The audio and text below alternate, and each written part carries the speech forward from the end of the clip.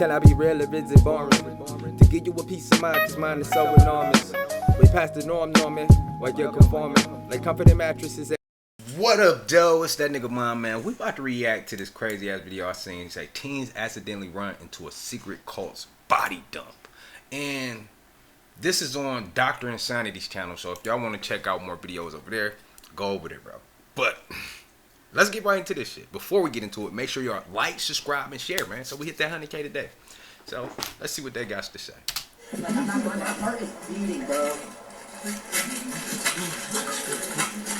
This group of teenagers are in the middle of exploring an abandoned building in Michigan. Just a few feet away from them is something this in Michigan. Meant to see. That's crazy. I'm from Michigan, if y'all didn't know. That's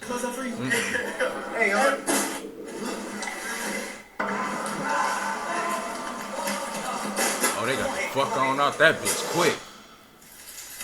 They definitely survived in the horror movie, dog. They getting the fuck up out of there, nigga. That's niggas all day. We gone. Some couple of them was Mexicans.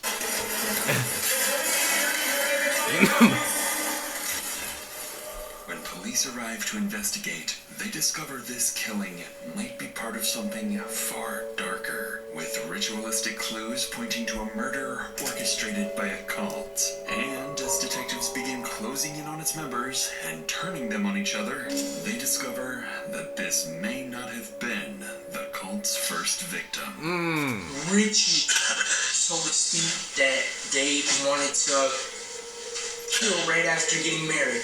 It's like a gang or something? No, it wasn't a gang. Steve called it a family. I know you didn't say the number I heard, right? 16? I told 16 people. You killed 16 people is what I said.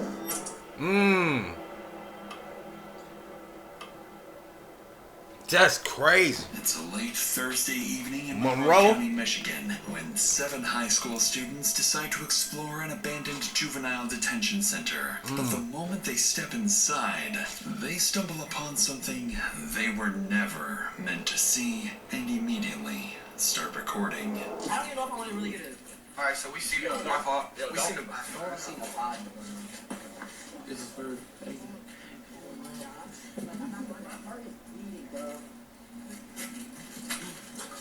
Say they seen the body. I'm not looking at this. Say nigga, look.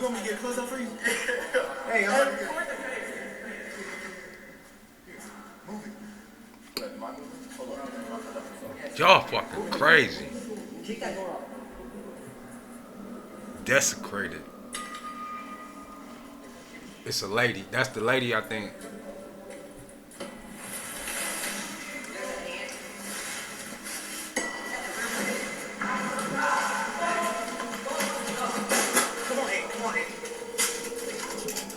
Upon So it sounds like they went the back. dead body of a young That's definitely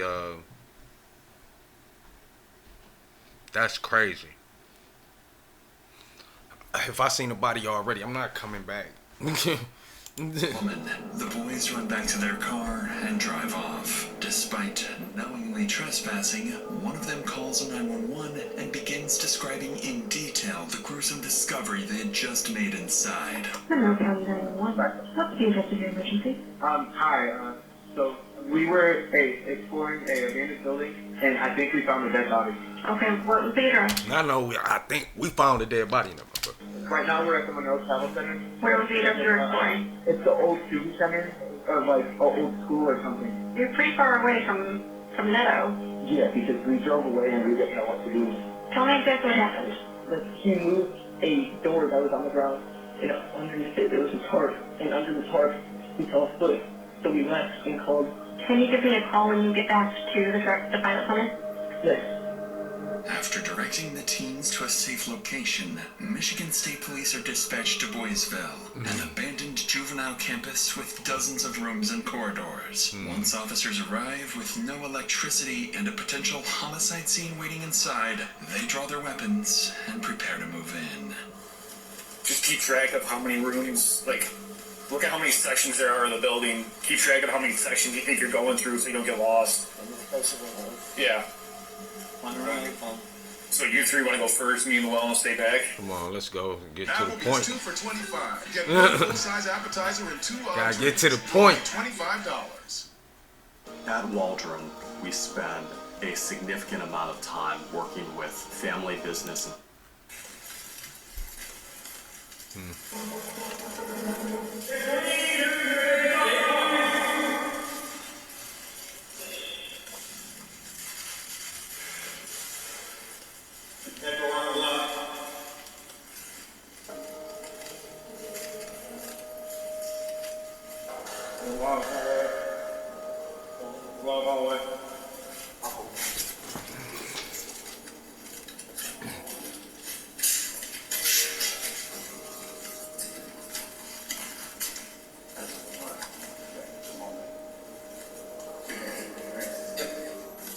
On the floor, underneath a tarp, lies the deceased body the teens found earlier. But before officers can properly examine it, they have to clear the rest of the building and make sure they're the only ones inside.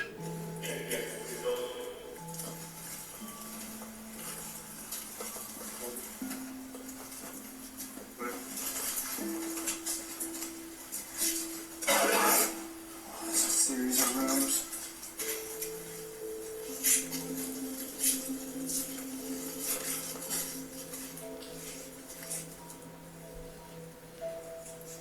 Multiple doors here. Anything right?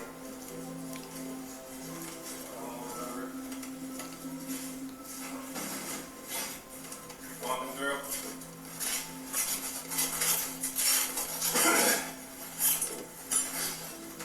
Walking through.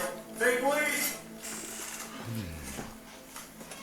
After an hour of clearing the building room by room, officers find no one else inside. With the building now cleared, officers return to the victim and begin trying to identify her. Given the location, they initially assume she may have been homeless and simply overdosed. But that assumption would quickly be turned upside down upon further inspection. But there was a time where people were coming here like on a regular basis, like the haunted house type stuff, you know, like looking for ghosts and whatnot. And it's blood in her head, like she got hit or around her. Yeah. Well, unless the suspect is on top and slammed her head on the ground. Yeah, it's not blood. No, it's like bronze or almost gold. It's all over. It's on her face or arms. On her neck. Her shirt. Look how her legs are positioned. Shirt's pulled up. How did my fingerprints get out here a little bit? Yeah, I wasn't gonna. Yeah, probably like mid-20s, 30s maybe. I mean, she might not even be local. It might be somebody a truck driver picked up.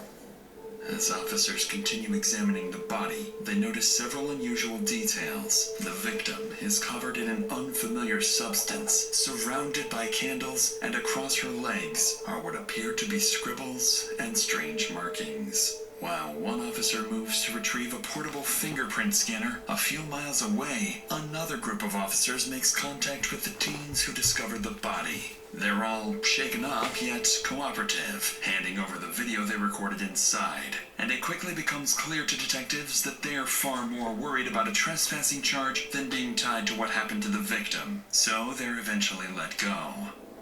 Back at the abandoned property, the officer scans the victim's fingerprints and learns that she is, in fact, a local, 22-year-old Kayla Sadowski.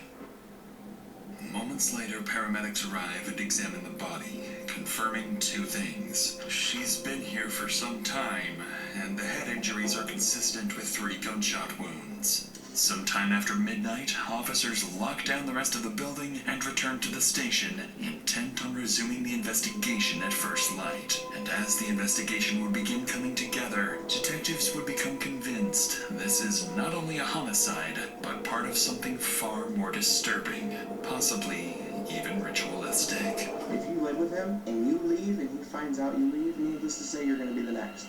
Steve said that she was screaming, Steve! Steve, help! Steve, help! Do you want to go see your dad? Do you want to be with your mom? Or you want to live? The next morning, officers officers begin reviewing every available CCTV camera in the area, and after hours of combing through footage dating back 2 weeks, they finally spot her.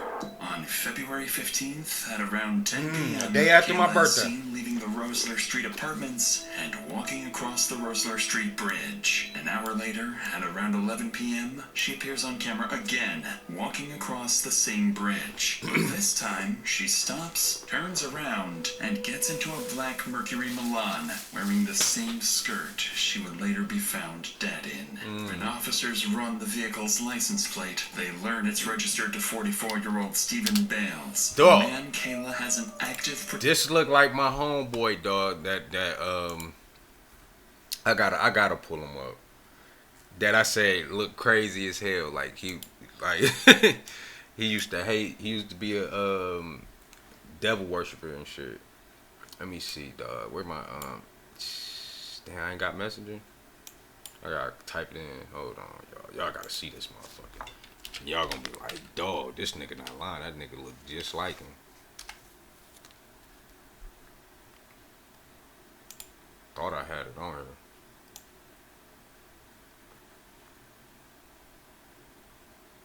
Name Ryan. You gonna see, you be like, what the fuck? Hold on.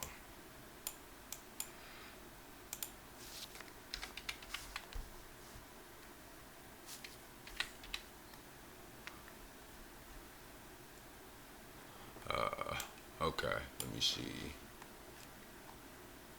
There, let's see. Why this nigga ain't up at the top? Cause he, yeah, here you go. He look just like this motherfucker. Oh no, dog. Let me see.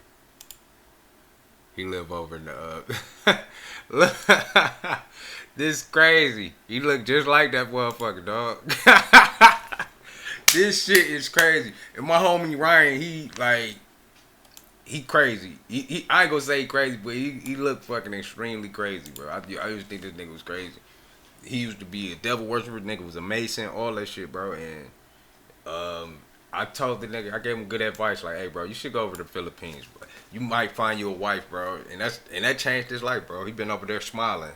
He used to not smile, bro. He used to be just, he looked just like him, but just stale face, like he will kill you. So my first thing was, hey, what's up, man? I became friends with him as soon as he came to work. Like, hey, what's up, doc? What up? You know, just in case. Just in case. Protective order against, and just like that, investigators have their first suspect. That same afternoon, officers rush to Stephen's house, but what they find is troubling to say the least. A note taped to the front door stating that he and his wife, Narina, have left for their honeymoon. To investigators, the timing seems far too convenient, so they try calling him, but he never picks up. This is Stephen Bales. Leave a message after the beep. A search warrant is requested, but in the meantime, there's little police can do but wait, while Stephen and whoever else may be responsible remains free to roam the streets. Without democracy on the line against Donald Trump, Abdul El-Sayed, yeah, I done got threw off with the I got threw off with the picture so bad, cause my homeboy Ryan looked just like that nigga. That I forgot how they even came to the conclusion they needed to make a warrant for him. Let me go back some. Our Street Bridge. Boom. An hour later, at around 11 oh yeah, okay, they had got his license plate. Okay. That same afternoon, officers rush to Stephen's house, but what they find is troubling to say the least. A note taped to the front door. Whoever is here and keeps coming by your house, leave us alone. Mr. and Miss is on their honeymoon, so please leave us alone.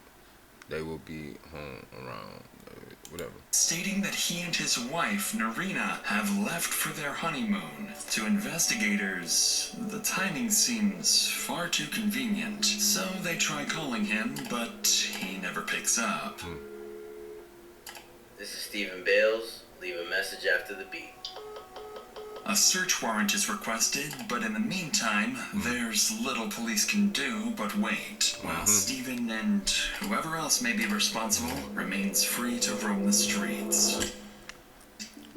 2 weeks pass after the body is discovered, yet there's still no sign of Steven. But then, more than 100 miles away in Shelby, Ohio, police receive a 911 call they certainly aren't expecting, as 19-year-old Bryn Smith tells dispatchers someone is trying to kill him. And when Ohio officers go to meet him, they would unknowingly step into another state's investigation and give them an unexpected lead.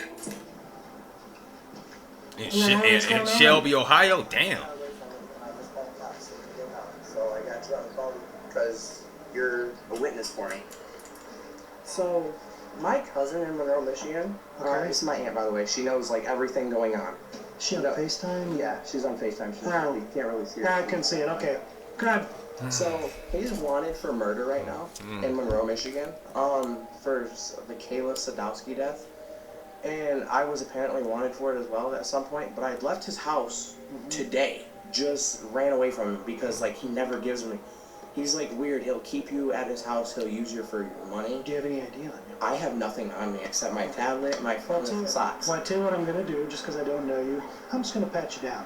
Do you have any knives or anything on you? No, just socks. Okay. Well, somebody pat you down. Do you live here? No, this is some strange funny call. So what's this cat's name? Steve Bailey. Like, I ran away from him. Like, I ran. I don't know how long I've been running. I just ran away from him. We stopped at the gas station and I just ran. Does that make sense? Like, I stopped because, like, I lived with him and he won't let you leave his house when you're there. He's weird. He will hurt you. I have videos of the person that did it admitting to it. Because I lived with all of them in the house together, like in one bedroom. And she was acting real funny one day, so I, like, walked away and I called her on my own phone and I got videos of her. Why don't we go to the seat in the back of this officer's car on the other side? This is crazy. And this in Ohio. As if the investigation wasn't complicated enough, Bryn is accusing someone other than Steven of being the killer, and even refers to a group of people he and Steven had been living with. The problem is, these officers are from another state, and know nothing about Kayla's murder. So, they decide to take him to the station to get some clarity on the situation. Upon arriving, officers contact Michigan State Police, and that's when they are finally briefed on Kayla's murder investigation.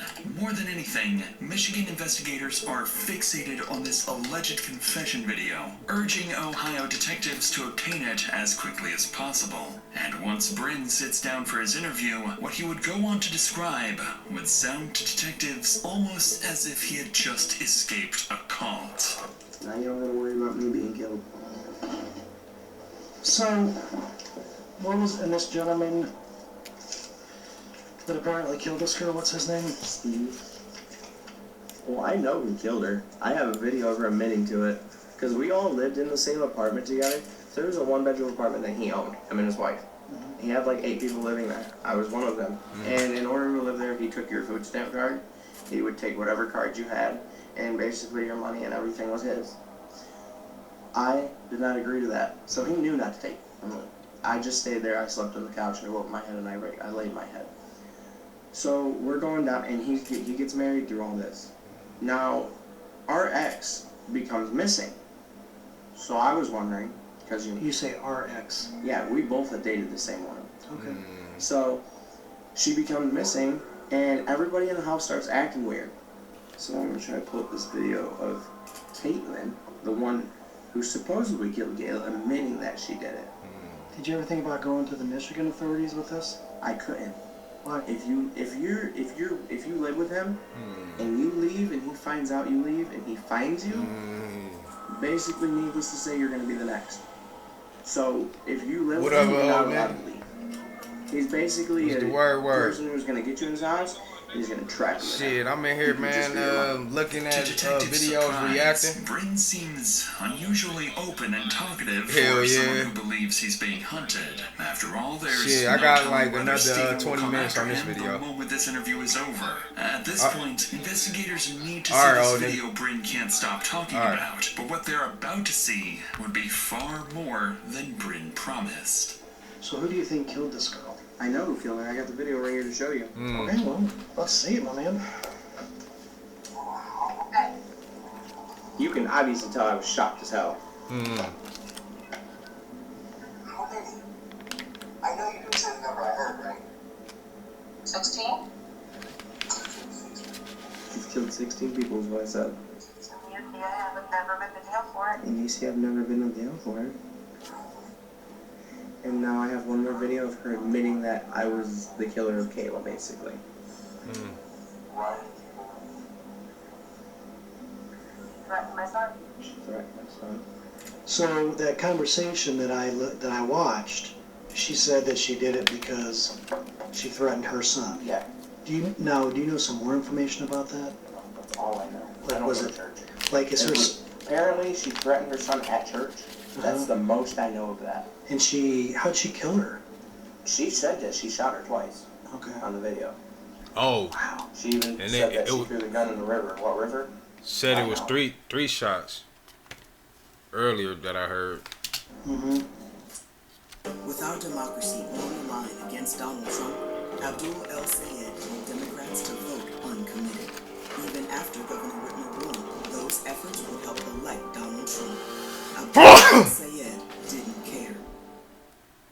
Curious about AI? This is the Google AI Professional Certificate. Start with AI Fundamentals, taught by Google experts.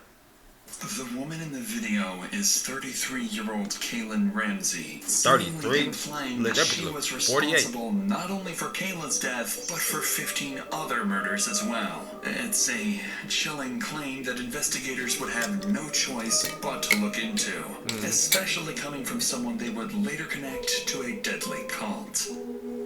After several wasn't no more gang. hours of questioning, Bryn is eventually They released was and cult told cult. to notify investigators of Niggas be any gang gang, they contact cult from cult. Seven or Kaylin, unaware that the man they've just let go may not be as innocent as he claims. Yeah.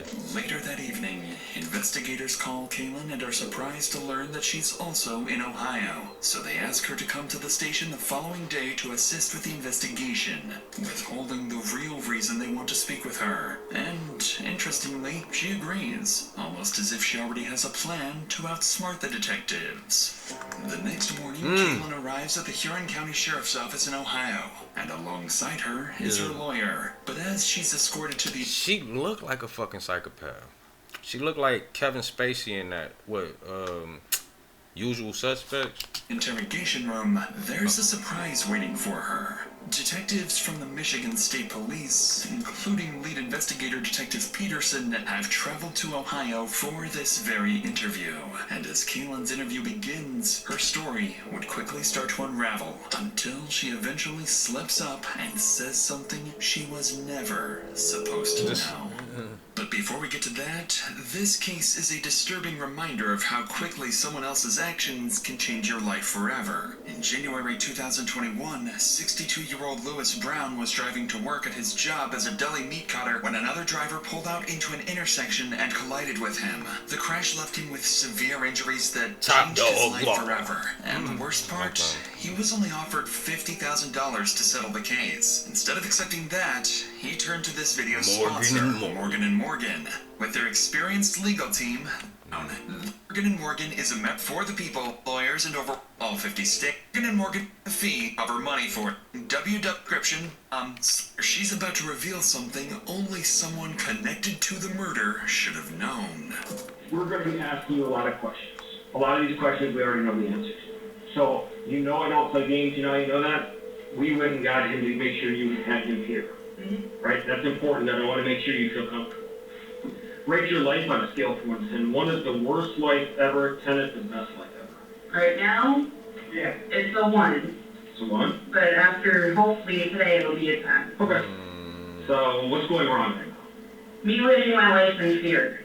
And why are you living in fear? Because of those guys Stephen Bales.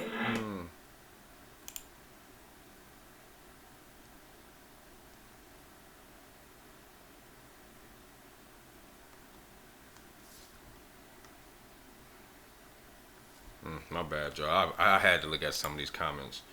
Hey, why are you so afraid of Stephen Bales? He's threatened my life. Hey, how do you threaten? He threatened to kill me.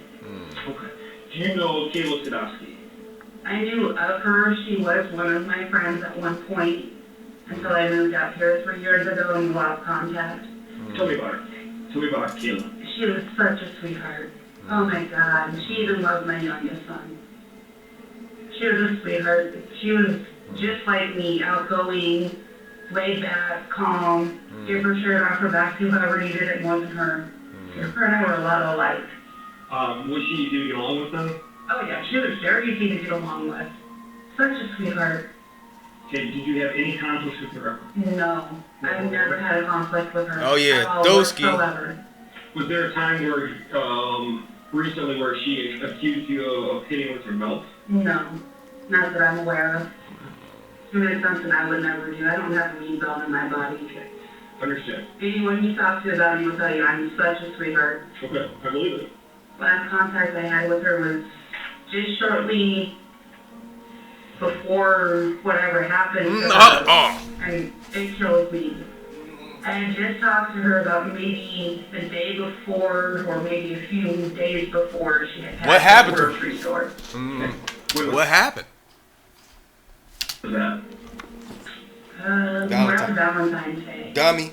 Here, Kaylin seemingly places the murder around Valentine's Day, nearly 2 weeks before Kayla's body was discovered. To investigators, this appears to be a major slip-up, as the precise date of the murder has never been publicly released. The detective, however, refrains from confronting her, careful not to cause her to shut down. Yeah. But now, he would reveal the real reason she's here and see if she can somehow explain it away.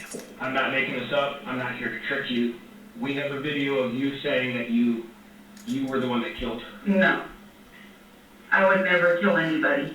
Because I'm a sweetheart. I would never kill anybody. Listen, that's why I take the time. This is why I take the time to talk to you. So spy videos. We'll go through them all. She fucked. Unless they're She trying to fucked. pin this on me that I had nothing to do with. Well, let's watch these, and I want to talk to you because let's just. She's fucked. How many? I know you didn't say the number I heard, right? 16? I was all forced. They forced me to say all that. Let's watch them all, and then I want to hear. How'd you get there? How'd you get her there? See, you can clearly tell they're trying to set me To the up. way here? This isn't the first time. That's why I'm trying to get you. Listen, what I'm telling you. Complete idiot. Obviously, I want your side. Right? That's why we're here. So, what is your side to that? My side to it is that I had nothing to do with Kayla's death. Yeah. Because you can really help us, okay? And in turn, I don't make guarantees, but She there's threw. there's a chance you might help yourself. But I want to make something clear. She threw. We know when Kayla died, okay? And we also know that we have a video of you with Steve, okay, in an arena, very short time after her death, together at a party. I do not think you're the mastermind. I think that there's a lot of influence by Steve. She tried to throw that There's nigga under the a lot of bus. influence by Steve. They all guilty. I think I'm done for today. Okay. My stress level's getting too high. It's slowly making me sick. After being shown the video, Kaylin does exactly what they thought. investigators feared most. She's gonna shut down. She ends the interview before giving them enough probable cause to detain her, and so she's released. If approved, the Yeah, Portal X she's provides fucked. funding for specific district services, like free after-school tutoring, along with counselors and nurses in every Detroit school. Detroit can invest in better schools at no cost to homeowners or renters. When your August 4th ballot comes in the mail, look for Proposal S on the back. Paid for by the Detroit Public Schools Community District. At Great Wolf Lodge, there's excitement in every slide, adventures waiting to begin, and dance parties every night. So bring your pack together and book your stay today and strengthen the pack. The following day, detectives finally get their first lucky break. The search warrant for Stephen's apartment is approved. Wasting no time, Michigan officers rush back to his residence, hoping to find answers to Kayla's murder and perhaps a clue as to where Stephen may have fled. Upon entering the cramped one-bedroom apartment, deputies are stunned to find evidence that at least 7 people had been living here, and things would only get stranger from here. Throughout the apartment, officers notice a recurring theme. The Grim Reaper. Stephen had adopted the name Grim, labeling many of his belongings with it. Inside a journal, deputies discover that he referred to his wife, Narina, as Lady Death. The group even had its own name, the Reapers. At this point, investigators begin to suspect they're not dealing with a group of friends, or even a gang, but a full-blown cult. As the search unfolds, investigators back at the station begin monitoring Stephen's online activity, and before long, a Facebook photo stops them in their tracks. The image was taken during Stephen's wedding on February 14th, Valentine's Day. Police immediately recognized Stephen, his wife Narina, Bryn, and Kaylin. But the remaining Damn, my bad. I done got sidetracked. Matter of fact, I'm gonna make a part 2 to this shit, because this shit is an extra long ass video. So with that being said, like, subscribe, and share. Stay peaceful, productive, and positive. It's that nigga Mind, and much love. Can I be real or is it boring? To give you a peace of mind, cause mine is so enormous. Way past the norm, norming, while you're conforming. Like comforting mattresses that comfort them with torment snoring. Like you in your own home with a home phone. I'm more like E.T., got a phone home past the moon. It's not a movie, I'm about to fly past it soon. Spiritually, I roam alone. Physically, I'm eating off.